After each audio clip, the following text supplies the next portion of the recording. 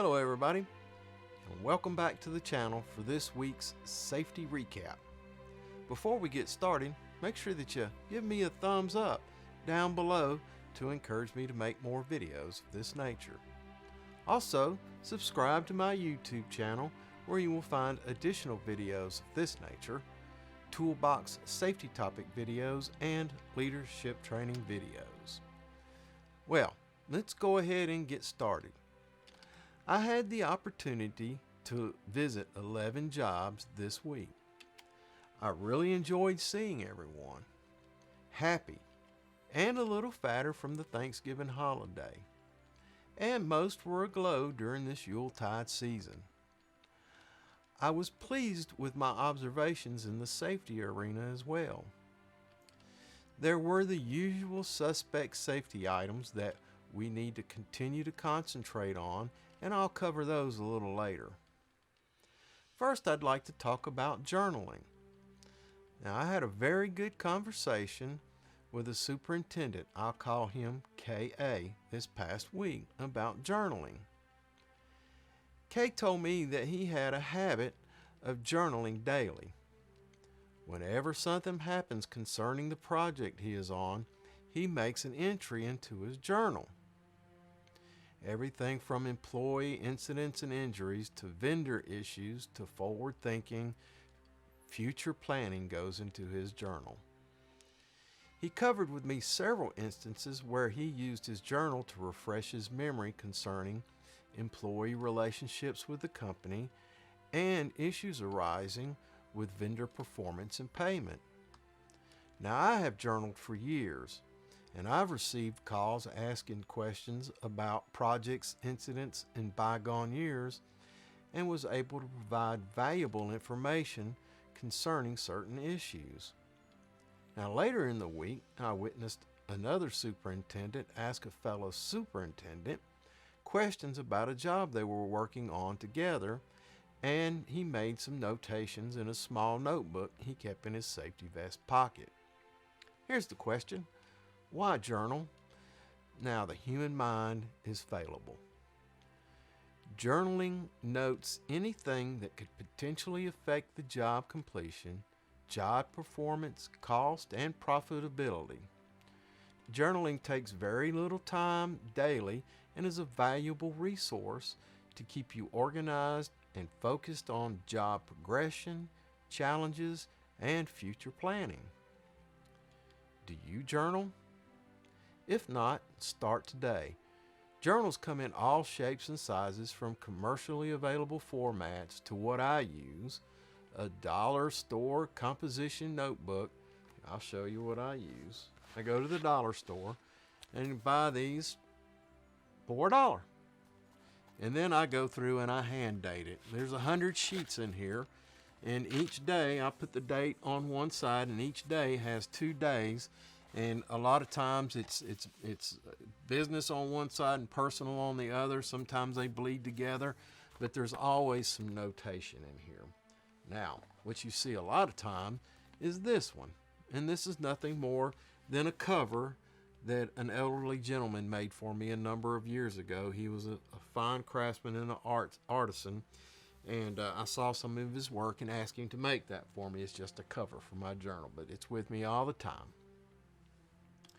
Now, I've used all kinds of formats. I've tried everything from the contractor's journal that you could buy online or in a contractor store or safety store or whatever, to the day timer. The system I use forces me to look ahead as I date the pages. If you start to journal, do one thing: make the journal yours. I combine personal as well as work accomplishments and goals into one journal. It belongs to me and no one else. The information is mine to share as I wish. Start journaling today and discover its many benefits. Now, there are a few items we need to continue to train and concentrate on. Silica exposure. Our work continually exposes us to the potential of respirable silica dust exposure. Our own internal monitoring and sampling has indicated that sheetrock demolition requires protection from silica dust exposure. Ensure that we use water and respiratory protection during sheetrock demolition activities. Toolbox safety topic meetings. If you get this video, you get in your inbox, you also get a toolbox safety topic meeting to go along with it. You can request from me, if you're watching this on the YouTube channel, you can request from me a copy of the current toolbox safety topic, and I'll make sure that you somehow get a copy of that if you need one for your meeting. There's no reason I should hear the excuse I did not have a meeting topic to discuss.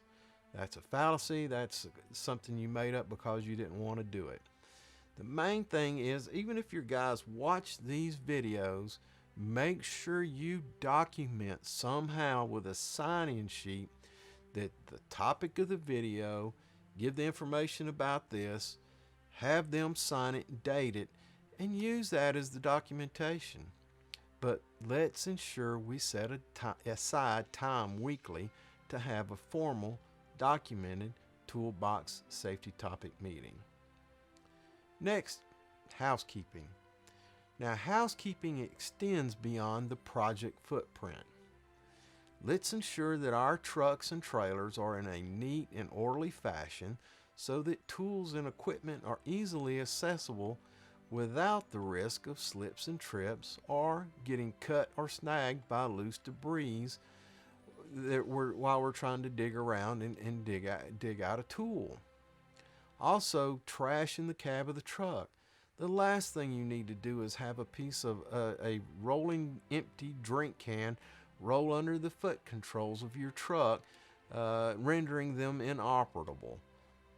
Listen, a well-organized truck and tool trailer are indicative of a well-organized team. Present yourself as a well-organized team. Okay, guys, that's it for this week. Make sure that you give me a thumbs up to encourage me to make more videos of this type. A little thumb right here. Also, subscribe to the channel where you'll find additional videos of this type, along with toolbox safety topic videos and leadership training videos. Till we see each other again, take care of yourself because you're number one. Keep an eye on your co-workers and ensure their safety. Have a grateful day, and I will see you in the field.